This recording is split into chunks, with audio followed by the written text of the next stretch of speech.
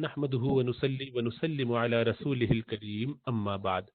انشاءاللہ تعالی کوشش ہوگی کہ رمضان میں مختلف دنوں میں جب جب موقع ہو تو اسی وقت کچھ نہ کچھ تجوید قرآن کی پڑھ لی جائے. گو 15-20 منٹ ہی ہو، لیکن ایسا ہو جائے کہ ہم قرآن کو صحت کے ساتھ پڑھ سکیں. اس کے بارے میں کچھ بنیادی باتیں آج کر لیتے ہیں انشاءاللہ تعالی.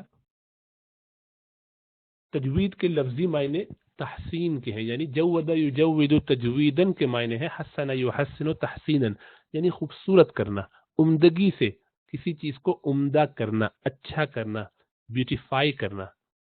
اور شریعت میں اس کا مطلب یہ ہوتا ہے کہ تمام حروف کو جو عربی زبان کے ہیں 28 حروف، ان سب کو صحیح طریقے سے ادا کیا جائے، ان کے مخرج سے ہی ادا کیا جائے، ان کی صفات کے ساتھ ادا کیا جائے، اور ان سے جو احکامات نکلتے ہیں ان کو بھی صحیح طریقے سے سمجھا جائے اور اس کے مطابق عمل کیا جائے، یعنی ہر حرف کی رعایت کی جائے. اللہ سبحانہ و تعالیٰ فرماتے ہیں کہ یہ وہ لوگ ہیں کہ جب قرآن کی تلاوت کرتے ہیں تو اس کو اس کا حق دیتے ہیں. یتلونہ حق تلاوتی، اس کی تلاوت کا حق گویا ادا کرتے ہیں. اسی لیے اللہ سبحانہ و تعالیٰ کا یہ ارشاد بھی سامنے رہنا چاہیے کہ ورتل القرآن ترتیلا، قرآن کو خوب ترتیل کے ساتھ پڑھا کرو. اور ترتیل کا مطلب حضرت علی رضی اللہ تعالیٰ عنہ بیان فرماتے ہیں کہ مخارج کو ان کی صفات کے ساتھ کہاں رکنا ہے، کہاں جوڑنا ہے، اس طریقے سے پڑھنے کو ترتیل کہتے ہیں. حضرت عبداللہ ابن مسعود رضی اللہ تعالیٰ عنہ ان 4 لوگوں میں سے ہیں جن کے بارے میں اللہ کے رسول صلی اللہ علیہ وسلم نے فرمایا کہ اگر تمہیں قرآن سیکھنا ہو تو ان 4 میں سے کسی سے سیکھو. تو صحابہ میں سے 1.25 صحابہ میں سے یہ ٹاپ لیول کے قرآن کے ایکسپرٹس تھے، قاری قرآن تھے، قراء تھے. اور ان میں عبداللہ بن مسعود اور ان کے علاوہ ابی ابن کعب اور سالم مولا حذیفہ اور معاذ ابن جبل. تو یہ 4 لوگ ہیں، 2 مکی 2 مدنی. عبداللہ بن مسعود مکی ابتدائی زمانے میں ایمان لانے والے، اور سالم مولا حذیفہ، مولا کے معنی ہوتے ہیں آزاد کردہ غلام، بہت سے اور معنی ہوتے ہیں، یہاں معنی اس کے آزاد کردہ غلام. حضرت حذیفہ نے ان کو آزاد کر دیا تھا، حذیفہ بن یمان، اور یہ ان کے گویا آزاد کردہ غلام ہونے کی وجہ سے گویا اب غلام نہیں تھے، مولا کہلاتے تھے. اور بہت زیادہ قرآن کا ذوق شوق تھا. تو قرآن کی نسبت سے دیکھیے ایک غلام اس درجے کو پہنچے کہ بڑے بڑے جید صحابہ کے مقابلے میں ان کو چنا گیا.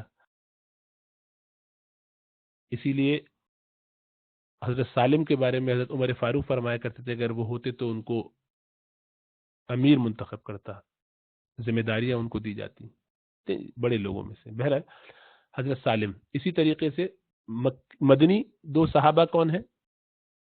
ابی ابن کعب اور معاذ ابن جبل.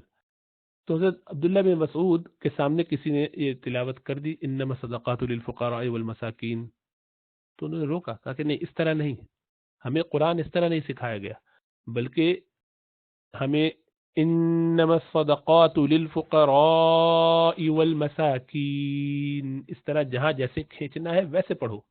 مطلب ہمیں جو قرآن پہنچا ہے یہ اللہ کے رسول صلی اللہ علیہ وسلم سے، ان کو جبریل سے، ان کو اللہ سبحانہ و تعالیٰ کے لیے سے لوح محفوظ کے واسطے سے. تو گویا یہ بالکل چین ہے، جس طرح پڑھا جائے گا اسی طرح سے اس کو پریکٹس کیا جائے گا.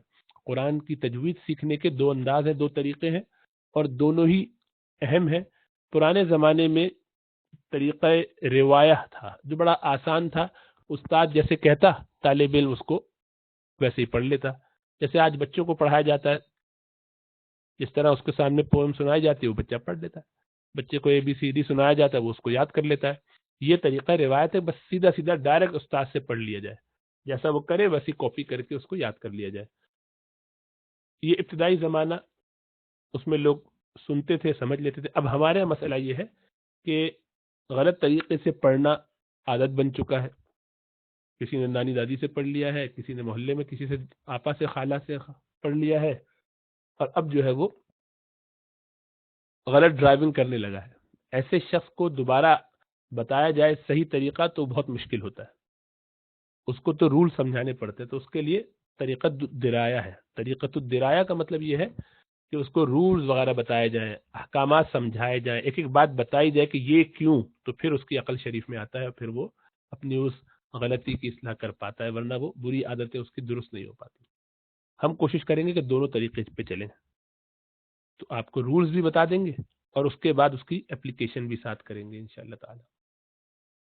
قرآن پڑھنے سے پہلے یہ کچھ ہمیں آداب کا خیال رکھنا چاہیے، اس کی برکتیں بہت بڑھ جاتی ہیں اور سیکھنے میں آسانی ہوتی ہے. سب سے پہلے تو یہ کہ آدمی نیتوں کی بھی اپنی اصلاح کرے کہ کیوں وہ قرآن پڑھنا چاہتا ہے. اس لیے کہ یہ اللہ کا کلام ہے، اس لیے کہ قرآن کا یہ حق ہے اس کو صحیح طریقے سے پڑھا جائے.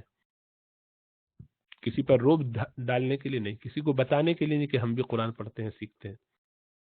اسی طرح باوضو ہو، دل میں کوئی کدورت گناہ گندگیاں ہیں تو ان خیالات کو نکال کر اور ظاہر میں بھی وضو کر کے اپنے اعمال کی اصلاح کر کے اب بیٹھے، توبہ استغفار کر کے بیٹھے، اور اب صاف جگہ ہو، عطر لگائے، اچھے لباس میں ہو، مسواک کرے، قبلے کی طرف منہ کر کے توجہ کے ساتھ اور پورے دھیان کے ساتھ قرآن کو پڑھے. تلاوت کے دوران اعوذ باللہ سے شروع کرے، بسم اللہ، استعاذہ کہتے ہیں اعوذ باللہ پڑھنے کو، بسملہ کہتے ہیں بسم اللہ الرحمن الرحیم پڑھنے کو، اور اللہ سبحانہ و تعالیٰ سے اجر کی امید رکھتے ہوئے پڑھے. تدبر کرے، تفکر کرے، غور کرے کہ کہاں کیسے اللہ سبحانہ و تعالیٰ مجھے یہ انعامات دینے کی بات کر رہے ہیں. اگر سمجھ میں آئے تو ادھر اللہ کا شکر ادا کرے، ان نعمتوں کو اپنے لیے مانگے، اور جہاں خطرے کی بات نظر آئے، آگ کی بات آئے، جہنم اور عذاب کی بات آئے تو استغفار توبہ کرے، اپنے گناہوں کو یاد کر کے روئے. اسی طریقے سے اس دوران میں اونگے نہیں، جمائی نہ لے، کیونکہ یہ سب سستی کی اور لاپرواہی کی، بے پرواہی کی علامتیں ہیں. اسی طرح قرآن کی تلاوت کے دوران اس کو کاٹے نہیں، کسی دنیاوی کام کے لیے فون بیچ میں بج گیا اپنی تلاوت روک دی، کسی اور کام کے لیے اپنے آپ پانی پینے کے لیے تلاوت روک دی، تو یہ طریقہ درست نہیں ہے. آیت پر رکے جہاں رکنا ہے، پھر اس کے بعد اپنا کام جاری رکھے. اسی طرح لوگوں سے گفتگو نہ کرے، اور اسی طرح عاجزی کا اظہار کرے، اور جب قرآن مکمل ہو جائے تو دعا کرے. قرآن کو پڑھنے میں اچھا انداز اختیار کرے، خوبصورتی کے ساتھ پڑھے. اسی لیے رسول اللہ صلی اللہ علیہ وسلم کی تلاوت بہت دھیمی اور بہت ہی ٹھہر ٹھہر کے ہوتی تھی. حضرت امام مسلم اور اسی طرح امام مالک اپنی اپنی کتابوں میں یہ روایت لائے ہیں کہ آپ کی تلاوت اس طرح ہوتی تھی کہ لمبی لگتی تھی جتنی ہے اس سے زیادہ، کیونکہ آپ بہت ٹھہر کے اہتمام کے ساتھ پڑھتے تھے اور ہر آیت پہ گویا رکا کرتے تھے.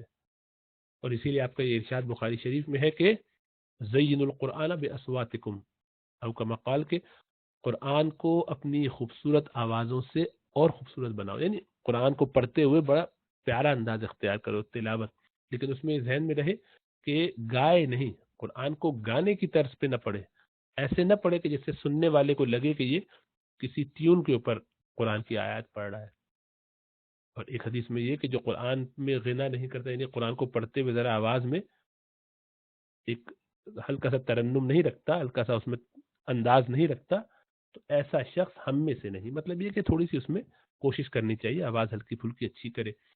لیکن یہ بات ذہن میں رکھیے کہ یہ ان لوگوں کے لیے کہ جنہوں نے تجوید سیکھ لی ہو، جو مبتدی ہیں، جن کو بھی تجوید کے سارے قواعد آتے نہیں ہیں، جو بھی سیکھ رہے ہیں، ان کے لیے بالکل یہ مناسب نہیں ہے کہ وہ یہ کام کریں. اس کی وجہ یہ ہے کہ جب آپ ایک ٹیون کو پکڑ لیتے ہیں اور اس کے مطابق قرآن کی تلاوت کرتے ہیں تو اس ٹیون کی بیس پر قرآنی آیات کے جو الفاظ ہیں ان کو کھینچتے ہیں، کہیں چھوٹا کرتے ہیں، اور اس سے الفاظ غلط ہو جاتے ہیں، معنی غلط ہو جاتے ہیں، اور وہ بعض اوقات ناجائز حد میں بھی پہنچ جاتا ہے، یعنی لہنے جلی میں پہنچ جاتا ہے. ایسا نہیں کرنا چاہیے.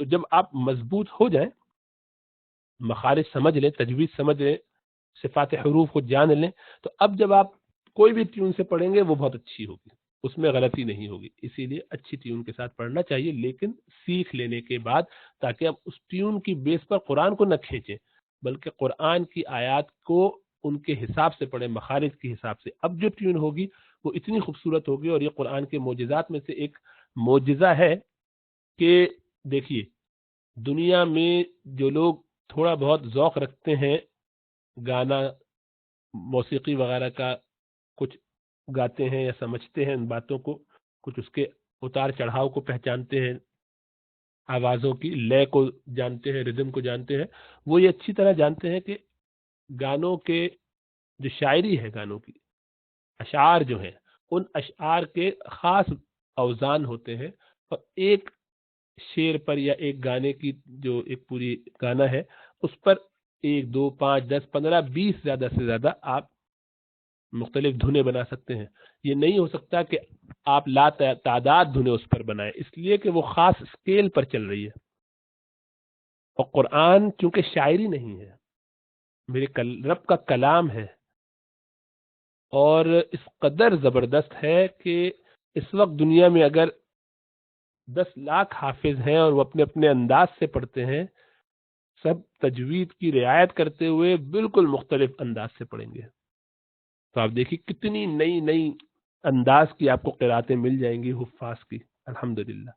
اس کی وجہ یہ ہے کہ سب مخارج کی اور تجوید کی رعایت کرتے ہوئے پڑھتے ہیں اپنی اپنی ٹون میں، تو جو اپنی ٹیون سے پڑھے گا اس کو کوئی پرابلم نہیں ہوگا، لیکن جب سیکھ لیں تو پھر ابھی ابتداء نہیں، ورنہ غلطی ہوتی ہے۔ بہرحال تو اس میں ہمیں جو سیکھنا ہے وہ صفات الحروف، مخارج، اور ان کے علاوہ کھینچنے کا جو مسئلہ ہے، کہاں کھینچنا ہے کہاں روکنا ہے، یہ سب بھی سیکھا جائے گا انشاءاللہ تعالی۔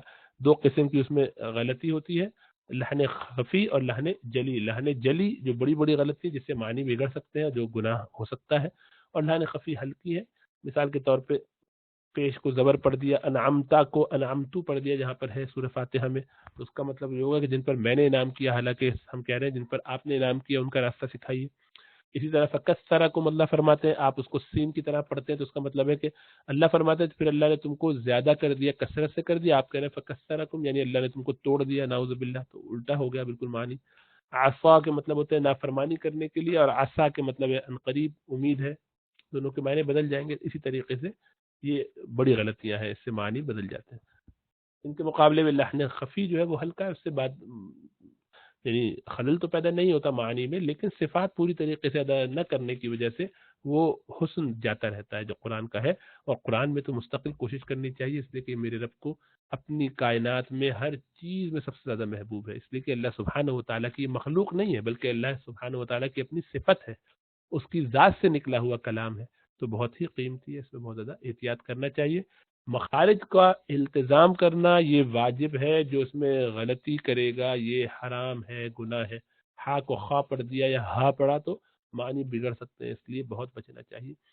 اور بعض ایسی صفات ہیں کہ جن سے معنی میں فرق پڑ جاتا ہے تو وہ بھی گناہ ہوگا، جن میں نہیں پڑتا ان میں وہ گناہ نہیں ہے، ان میں وہ حسن کو بڑھانے کی چیزیں ہیں، لیکن اس میں بھی کوشش کرنی چاہیے کہ ہم ایسا نہ کریں۔ اللہ سبحانہ و تعالی ہمیں خوب ذوق شوق عطا فرمائے اور فکر عطا فرمائے کہ ہم اچھے طریقے سے قرآن کو پڑھیں، سیکھیں اور ذوق سے اس کی پریکٹس کریں۔ تو ان شاء اللہ تعالیٰ تھوڑا سا حصہ پڑھتے ہیں قرآن کا، لیکن وہ ہم پڑھیں گے اپنے تفسیر کے درس میں جو اس کے بعد ہوگا ان شاء اللہ تعالیٰ۔